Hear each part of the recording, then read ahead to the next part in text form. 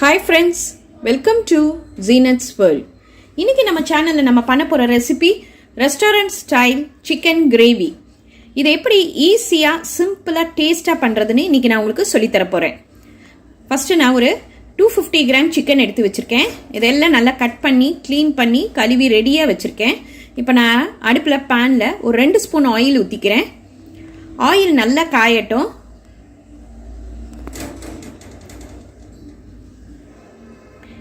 இப்போ அதுல பெரிய வெங்காயம் 2 மெல்லிசா கட் பண்ணி இதுல போட்டுறலாம்.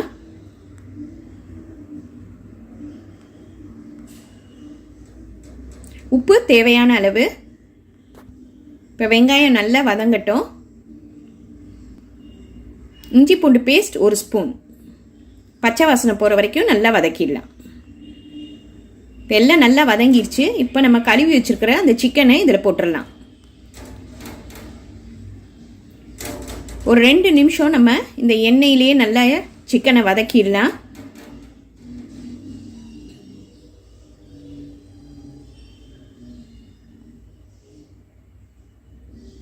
இப்போ சிக்கனை வதக்கியாச்சு. இப்போ நம்ம இதில் ஒரு 3 ஸ்பூன் தயிர் ஊற்றிடலாம். இப்போ தயிரை வச்சு தான் நம்ம இந்த சிக்கனை வேக வைக்க போகிறோம். எப்போவுமே நம்ம சிக்கனை தயிரில் ஊற்றி வேக வச்சோன்னா சிக்கன் அவ்வளோ சாஃப்டாக இருக்கும்.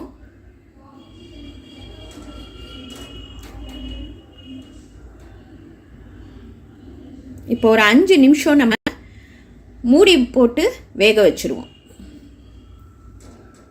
நான் தண்ணி எதுவும் ஊற்றலை, அந்த தயிர்லேயே தான் சிக்கன் வேகுது. இங்கே பாருங்கள் நல்லா வெந்துருச்சு. சிக்கனும் பாருங்கள் எவ்வளோ சாஃப்டாக இருக்கு.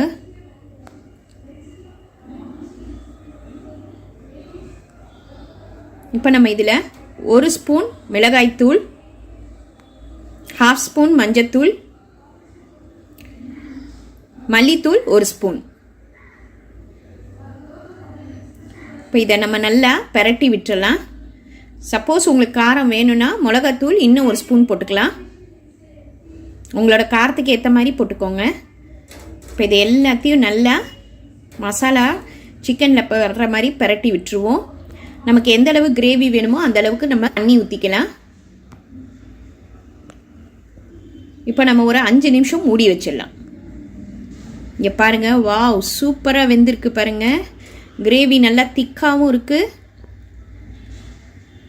சிக்கனும் ரொம்ப சாஃப்டாக இருக்குது. இப்போ நம்ம அதில் பெப்பர் 1 ஸ்பூன் போட்டுக்கலாம். நல்லா கிளறி விட்டுருங்க.